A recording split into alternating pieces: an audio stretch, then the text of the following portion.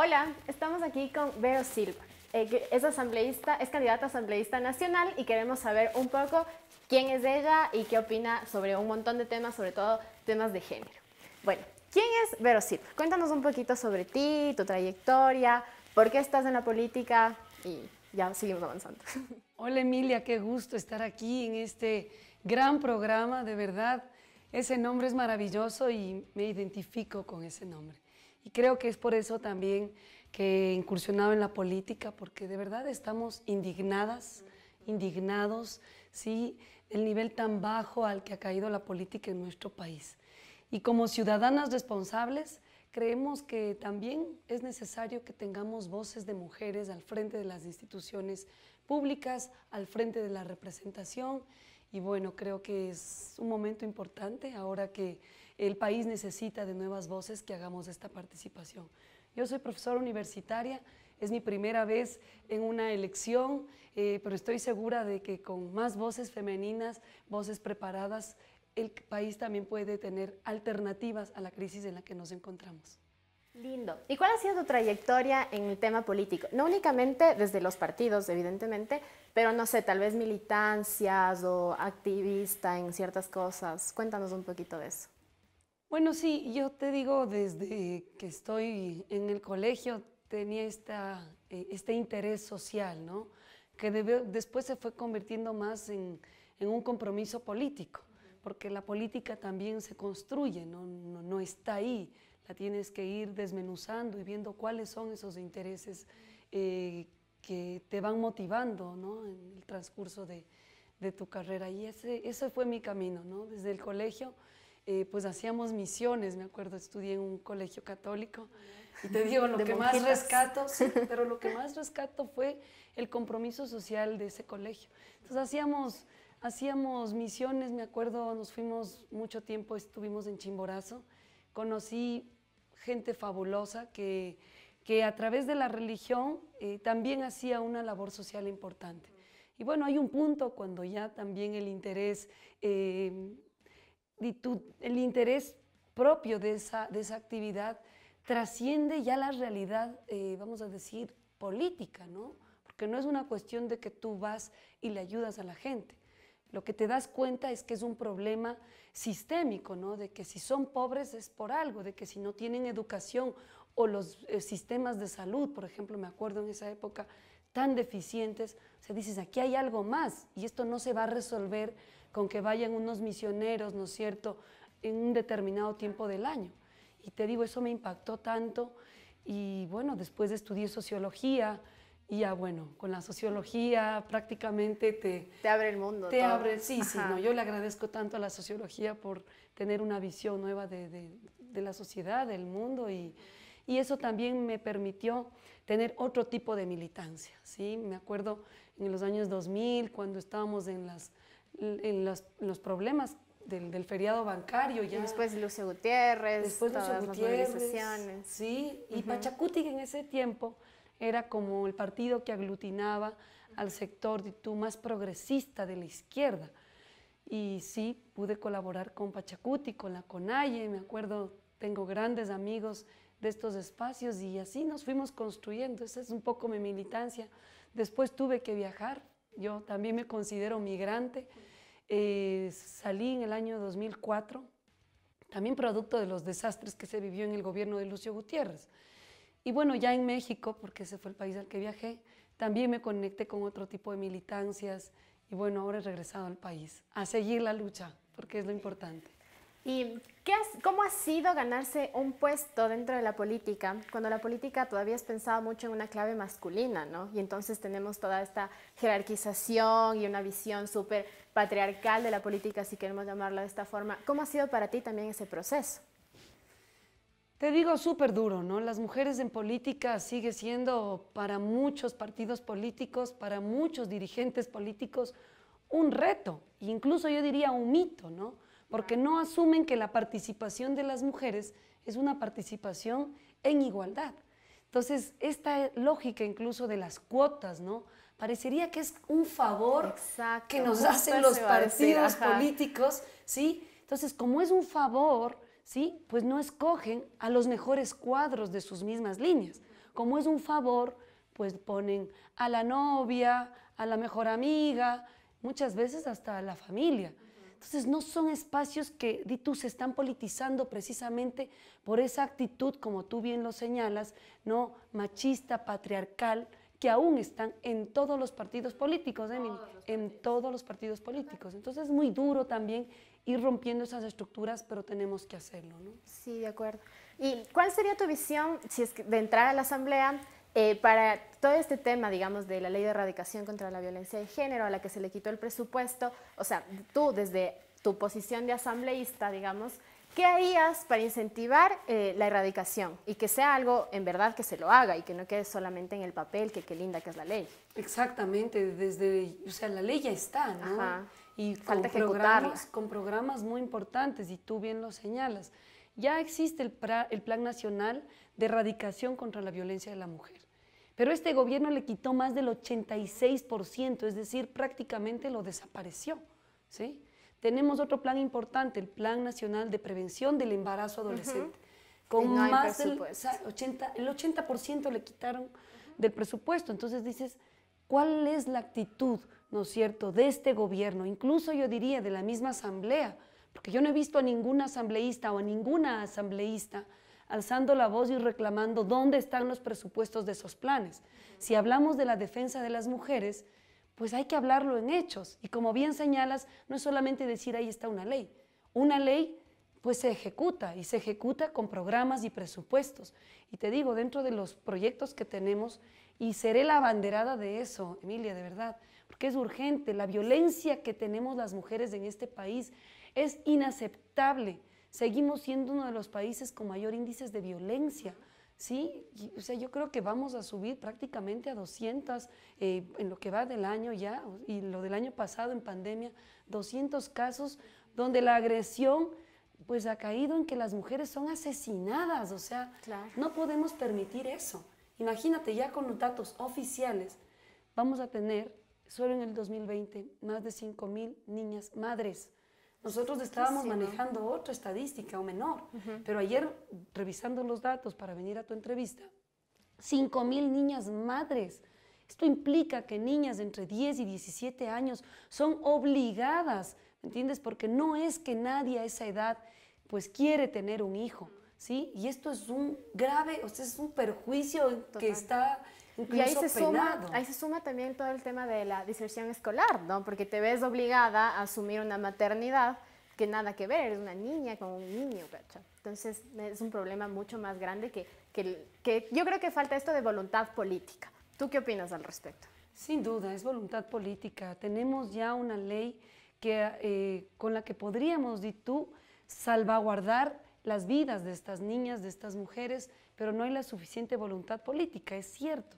Pero también es necesario que tengamos más voces que peleen por esos espacios, por esos presupuestos y por esas luchas. Pero yo te digo, o sea, asumir solo el dato, o sea, 5.000 niñas que son mamás entre los 10 y 17 años, de verdad es un grave perjuicio contra la vida de estas niñas, ¿no? Incluso obligarlas a tener el hijo, cuando obviamente es truncar la vida de estas mujeres que bien podrían pues tener otras opciones de vida. Así que no es un tema menor, Emilia, es urgente poner eso en la agenda de cualquier gobierno que llegue. Y es por eso que en la Asamblea necesitamos programas de asambleístas, de todas, de todos, pero digo, más aún nosotras como mujeres, asumir esto como una bandera. Y ahí va la pregunta que tú hacías, digo, qué bien que hayan más liderazgos de mujeres, pero de nada sirve cuando estamos ahí y no peleamos por nuestras luchas y también por nuestras agendas, ¿no? Ay, totalmente de acuerdo contigo. Porque pasa este tema que yo siempre me cuestiono, el tema de la paridad. Y más mujeres en la Asamblea no se ha visto representado en más leyes que nos beneficien y que reivindiquen nuestros derechos, sino que se sigue manejando en la misma lógica de siempre, de no incomodar mucho.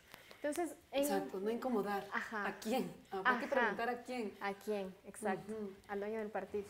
Sí. Y aquí una pregunta. ¿Cuál es tu postura sobre el tema del aborto? Especialmente por violación, ¿no? Que yo creería que es como un mínimo que se debería aprobar. ¿Tú qué opinas? Es urgente esa lucha, Emilia.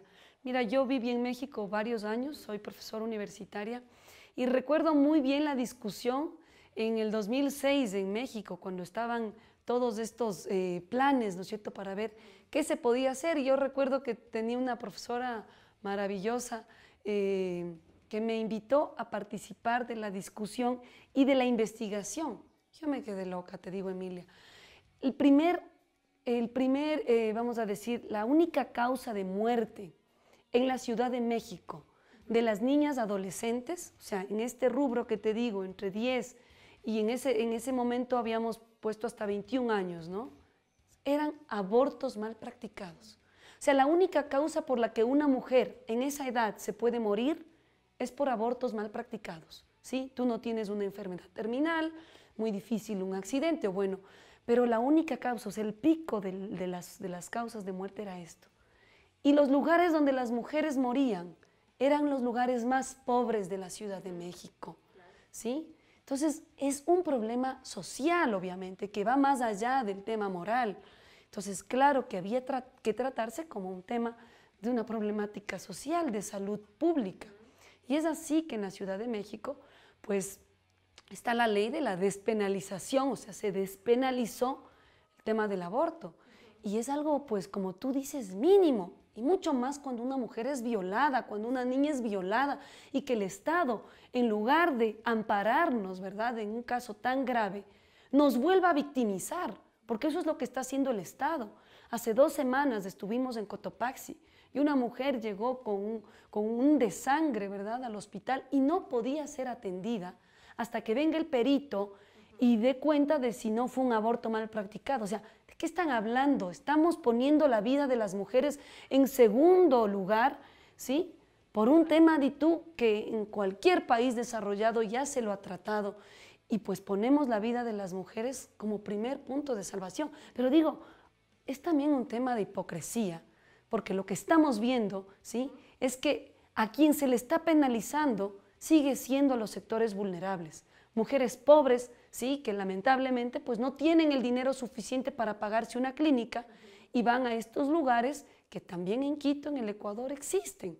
Sí, sí, yo creo que es un tema que se debe hablar abiertamente y que debemos ponerlo a discusión en la Asamblea y que esperemos que esta vez pues no sean patriarcas de partidos políticos los que obliguen a nuestras lideresas mujeres a tratar este tema abiertamente, porque es un tema que se debería discutir y como sociedad lo que deberíamos hacer es ponerlo a discutir y ver qué podemos hacer, escuchar a las expertas. Nosotros quizás no somos las expertas, pero hay organizaciones de médicos incluso, que están proponiendo que se discute el tema. Así que obviamente el apoyo a las mujeres y el apoyo a la vida de las mujeres. ¿Y por qué Isidro Romero? O sea, ¿qué te hizo entrar en Avanza? Bueno, te digo lo que mencionábamos hace un momento, ¿no? Los espacios políticos para las mujeres son muy reducidos. Y yo te digo, no es mi primera vez que milito, yo he militado desde que soy muy, muy jovencita. Han sido varios los espacios que tú vas no tanto por el dueño del partido, ¿sí? Uno milita por las ideas que tienes, por las luchas que quieres también dar, y esas luchas se tienen que dar con los espacios también que se te puedan abrir, ¿no? Yo te digo, he militado en algunos lugares, incluso en el 2006, pues varios vimos la opción en Alianza País como una posibilidad de cambio ante el caos y la corrupción que se vivió anteriormente.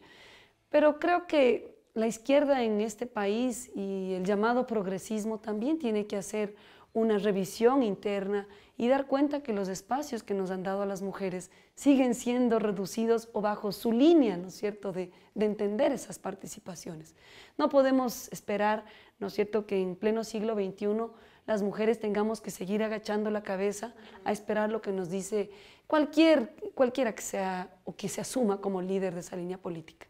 Así que, ¿por qué Avanza? Te diré porque Avanza está en una postura muy abierta, de apertura a nuevos liderazgos, y yo te digo, yo soy un ejemplo de eso. Yo no he estado en Avanza, me invitaron y nos han invitado a varias mujeres profesionales que queremos dar lo mejor de nosotros para nuestro país. Y yo te digo, yo seguiré haciendo política, soy una convencida que es una de las vías con las que podemos ir transformando, pues, no solamente di tú, las injusticias sociales que tenemos, sino también ir transformando la visión de la sociedad. Si nosotros como mujeres no estamos interesadas en incursionar en política, pues muy difícil vamos a ver que los cambios que queremos se hagan realidad. Así que esta vez me ha abierto la puerta Avanza. Yo estoy muy contenta con ello y te digo Isidro Romero porque pues yo creo que también es un liderazgo que asumió que Avanza podía darles oportunidad. Es un dirigente de tú que ha estado más ligado al tema deportivo, es un empresario, pero más allá de que coincidamos en algunos temas, yo coincido en algunos temas con Isidro, el tema, por ejemplo, de impulsar el trabajo, de impulsar el agro, de acabar con la mafia de banqueros que tiene este país, que lo ha dicho abiertamente, y coincidimos en esos puntos. Habrán otros puntos que, te digo, no coincidimos, se lo he dicho abiertamente también, pero creo que esa es la democracia, que nadie te imponga, Emilia, y te digo, hasta el momento, ni siquiera nos han dicho tienen que hablar de esto o no de esto. Hay una total apertura a que hagamos una defensa de nuestras luchas y así lo haré. Y en la asamblea así lo haré, Emilia, porque no tenemos ni nombre ni apellido a quien debernos, solamente a la justicia y al pueblo ecuatoriano. Perfecto. Sí, justo lo que mencionabas sobre el tema de los partidos, yo creo que eso es lo que enriquece, de hecho, a los partidos, esta diversidad de pensamientos y que nadie te imponga, sino para seguir construyendo. Si no, para mí no es un partido, sino es un ejército. Y lo digo así abiertamente. Y nada, ¿tú cómo definirías tu línea política? ¿Por qué lado te vas? Yo soy de izquierda, siempre he sido de izquierda y seguiré siendo de izquierda, ¿no? O sea, mi línea política es esa, la he defendido en todos los espacios, incluso ahora que estoy en Avanza, pues me conocen así, ¿no? O sea, la más izquierdosa, ¿no? Sí, lo digo de verdad. Hay luchas que no podrían entenderse fuera de la justicia social. Y cuando uno entiende que hablar de izquierda es hablar de derechos humanos, o hablar de izquierda es hablar de que todos podamos tener las mismas oportunidades para desarrollarnos, pues sí, yo me considero de izquierda. Así que vamos a hacer, pues, con las limitaciones que se tienen, ¿no? A veces es mal entendida la izquierda. Yo creo que una izquierda moderna también entiende que debes trabajar con todos los actores sociales. Y uno de nuestros actores, pues, sigue siendo el empresariado.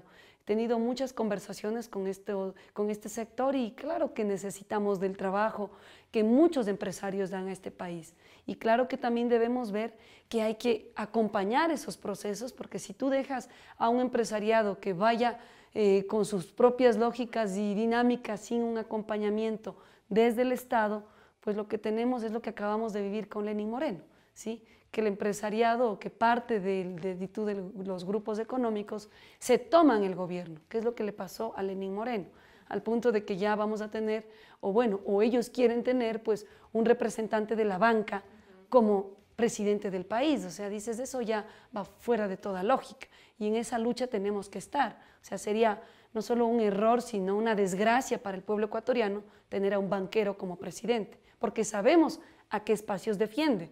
Pero es importante que asumamos que el empresariado es un actor importante y gobernar con ellos es también gobernar bajo la equidad que se necesita, que paguen sus impuestos, no se pide más.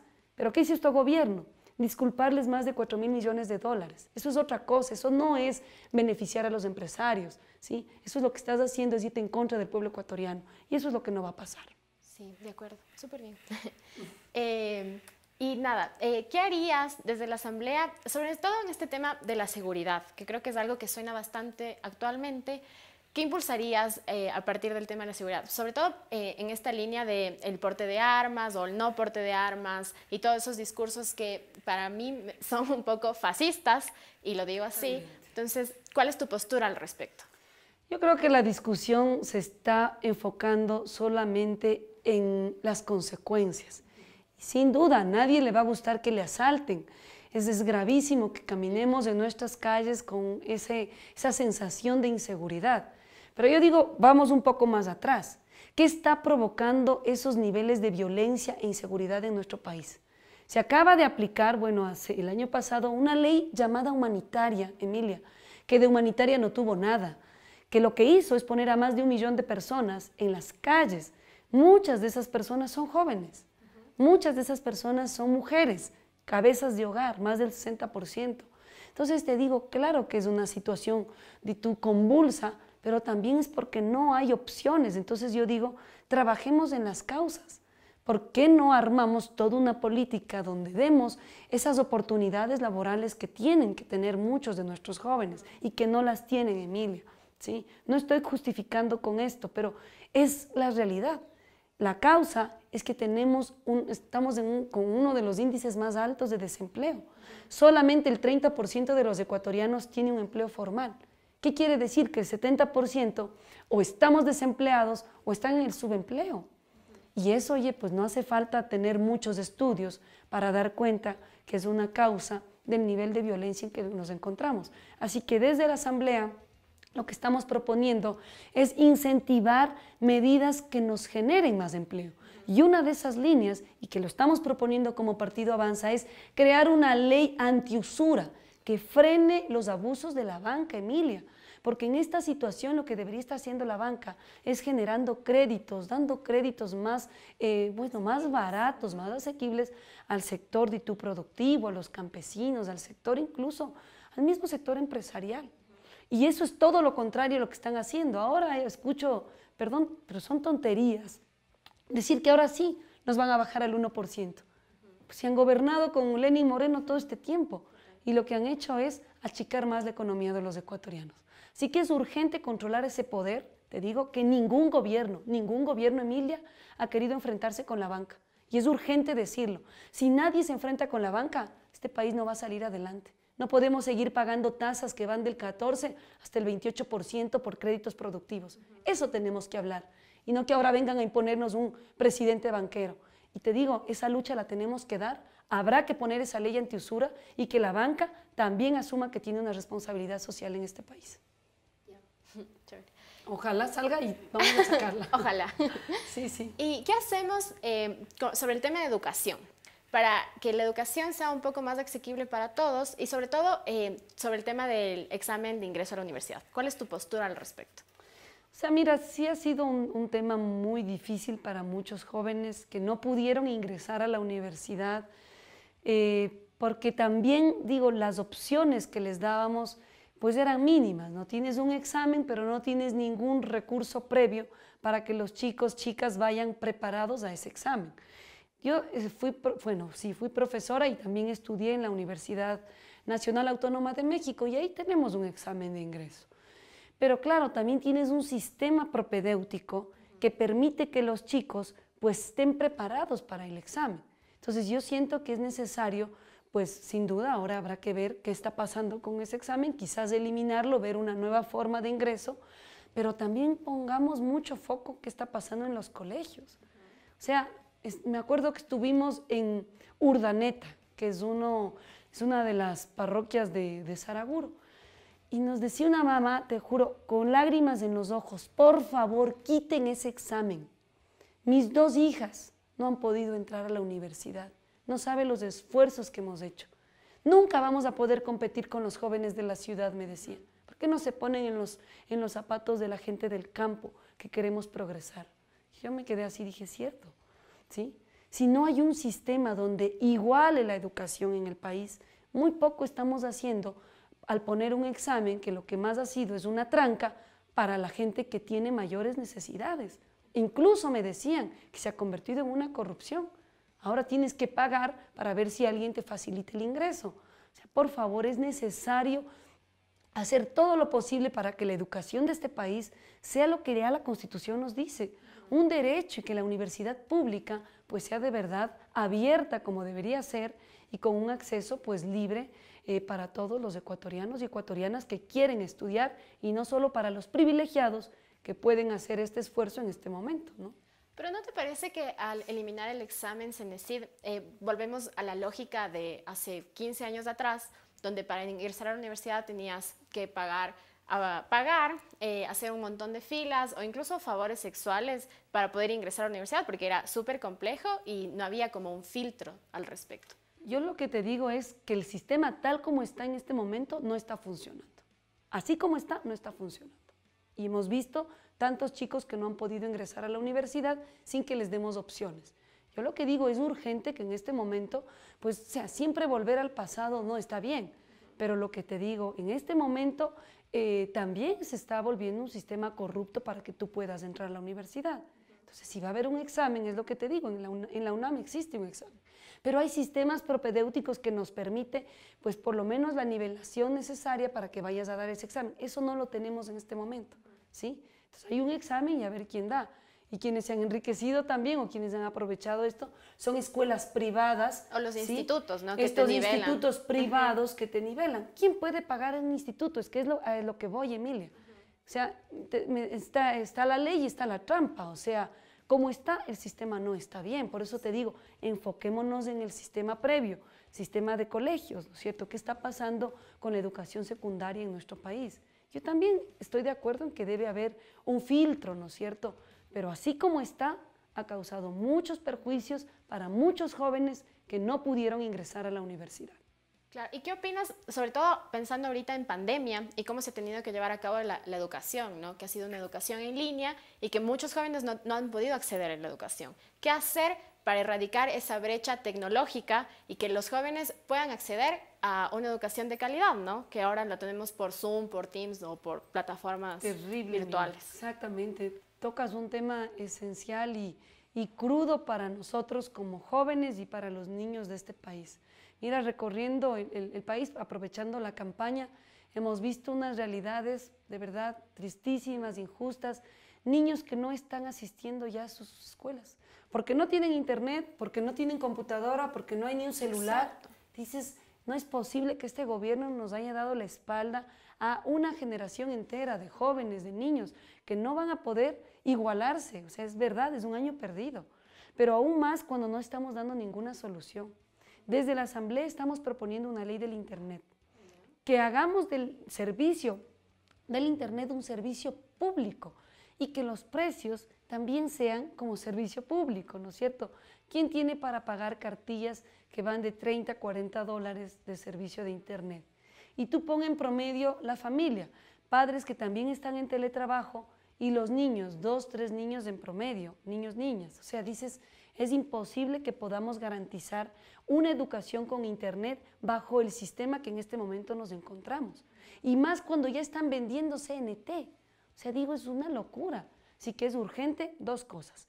Proponer la ley del Internet y hacer que las empresas, las transnacionales que nos están dando el servicio ya en el país, se comprometan con la cobertura a nivel nacional, sin importar solamente el rédito económico, sino también pues la garantía social que implica el Internet. Ya, o sea, sin Internet en pleno siglo XXI estamos hablando de que no tenemos acceso al mundo. Ese será mi compromiso, te digo, como profesora que soy. Imagínate, incluso profesora del área privada en la que he sido en estos meses, ves cómo incluso a chicos de universidades privadas les ha resultado súper difícil el tema de la conexión. Ahora imagínate los miles de niños del sistema público. Niños, o sea, de verdad la deserción en este año fue altísima y es urgente que presionemos desde la Asamblea para que las alianzas público-privadas en este tema sea una cuestión urgente y que las empresas que ya están dando el servicio se comprometan con ello, porque las ganancias que han tenido han sido de verdad altas y no hay ninguna retribución para el Ecuador. Perfecto. Y ahora, ya para culminar el programa, primero decirte que ha sido súper chévere tenerte aquí. Gracias, Emilia. Un mensaje que quisieras decir para nuestro público, que por lo general es público joven, sobre todo mujeres, a lo que queremos aspirar es eso, a la politización en cuanto al género y hacer una crítica a la política desde una visión de género. Entonces, ¿cuál sería tu mensaje?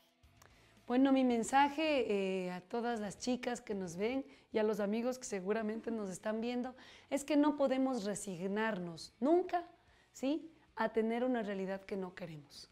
Todo aquello que nos parece que está mal, es posible trabajar y poder construir ese Ecuador que queremos, ese mundo distinto que queremos. Pero para eso es necesario, ¿verdad?, que también entremos a trabajar en la construcción de ese Ecuador nuevo. Y la política, te digo, es la vía.